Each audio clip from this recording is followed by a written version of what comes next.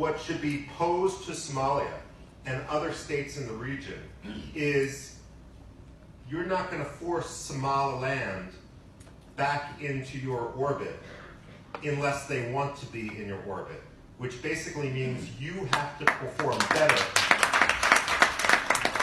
You have to perform better than Somaliland. If you want unity, you have to make the Somalilanders see that you have outperformed them. At this point in time, Somaliland is either outperforming or laying the groundwork to outperform many other regional states. In many ways, it reminds me a bit of Rwanda. Out of genocide, I mean, tremendous, tremendous progress. One other point I'd like to make just on the national security and defense front. And obviously I'm speaking with an American perspective, but realistically, the United States, first of all, US policy traditionally is reactive. For the past 25 years, I can't say we've had a proactive strategy. That's not a Democrat or Republican thing, it's just an observation. But as the United States finds itself more into a great power competition with China, that also provides opportunities in the region. The Chinese investment in Djibouti is about 10 times more than the American investment. And the Americans have become a little bit dependent on Djibouti just with regard to our military presence there after 2002 in Camp Lemonnier.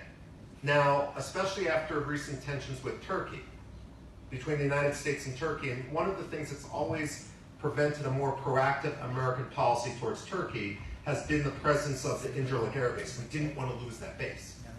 People are starting to say maybe we do need to be a little bit more proactive. If China wanted to, the Americans could get pressured out of Djibouti overnight, then where would we be? And this leads us to look more and more reactively towards Berbera.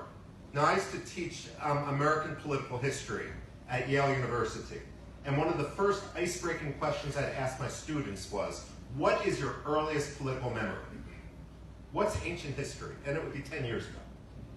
Now, the difference between the American mindset and the mindset in many places throughout the world is Americans, 10 years ago is ancient history for us, but we think nothing about moving 1,000 kilometers away. But elsewhere in the world, recent history is 1,000 years ago, and no one's going to want to move 10 kilometers away. The point of this is most Americans don't remember our presence in Berbera. I mean, NASA had a presence there.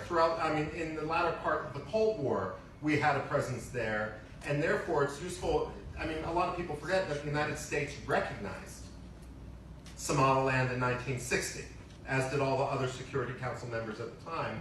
So part of my advice would just be to make that historical case as well. One final point, and this derives from a question which we heard in the last panel, but which was unanswered, was how do you encourage governments to encourage business by making clear that by decreasing risk? And this is something I care deeply about, even though I work at a nonprofit and I'm not a businessman. This past July, for example, I spent in northeastern Syria. I spent about 2 years of my life in Iraqi Kurdistan. I go frequently to the Western Sahara and also to Taiwan. The point is, and I often testify as an expert witness in court cases.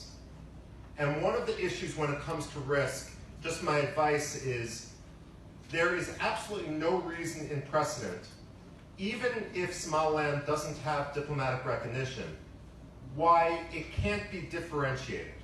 So for example, when it comes, from an American perspective, when it comes to travel warnings, if Iraqi Kurdistan is treated differently in our State Department travel warnings than the rest of Iraq, if Taiwan is treated differently, frankly, than China, there's no reason why Somaliland can't be treated differently than the remainder of Somalia when it comes to travel warnings. And then if you have a separate travel warning, then you can go to insurance companies and so forth and say, well, why the discrepancy?